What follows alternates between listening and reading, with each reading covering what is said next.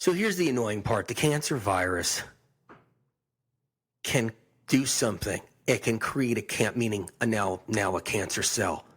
So the virus can create a cancer cell. All right. And when it does this, here's what's annoying. It releases a chemical out of it, a chemical that saturates the human cell in the adjacent area that was poisoned originally with remanufactured toxins over and over again. So it can actually deliver now a chemical, a biochemical. The cell can produce a chemical and shoot it out into adjacent human cells, in a tissue, in an organ, in an adjacent area. And it can do this and turn a human cell into a cancer cell. And that human cell is going to be different than the viral cancer cell.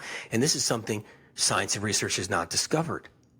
There's a subtle and critical difference in every tumor, in every lesion, a cancerous lesion, in any bone cancer. There's a subtle difference.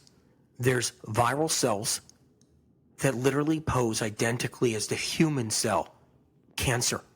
So there's a cancer viral cell and a human cancer cell that pose identically to each other because science hasn't been able to divide them yet. They haven't been able to open up a tumor and know which one's which and know which one's which. Haven't gotten there yet. That's another 20, 30 years from now. But that's what happens right there. So a human cell turns into a cancer cell. And the cancer cell, the virus turns into a cancer cell first, obviously. And so it creates a human cancer cell. And they communicate.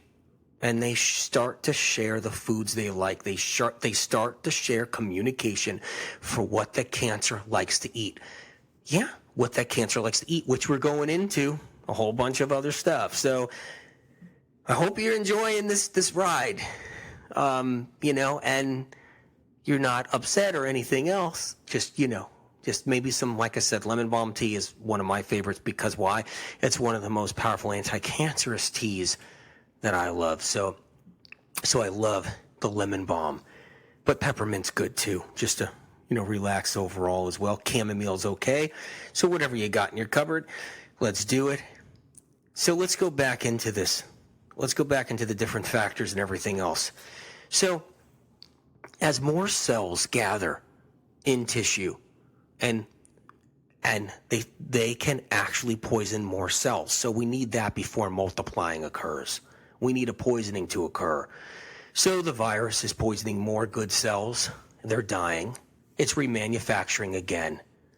It's remanufacturing stronger and stronger, like I said before. The human cells are dying, turning into cancer cells. But multiplying has not occurred. And this is why people may just have a lesion, a really bad lesion on a liver. Doctors don't know if it's good, bad, cancer or not, unless they do a biopsy. And many times they're still not even sure, to be honest. And so as this is occurring, so this can also create a whole bunch of different carcinomas. There's not just one carcinoma, obviously. It's a really popular cancer, and there's different varieties of mutated forms of carcinoma. And it can, and remember, the variations matter with all the different poisons. What poisons were involved? Was it old DDT? Was it a pesticide? Was it an herbicide? Was it a fungicide from buying new clothes at the shopping mart? Was it anything? Was it detergents? Was it conventional detergents? I won't name the names, but all those conventional detergents, you see commercials for, that easily could spawn on and feed a virus and create a cancer. All these different toxins and chemical warfare that we're up against.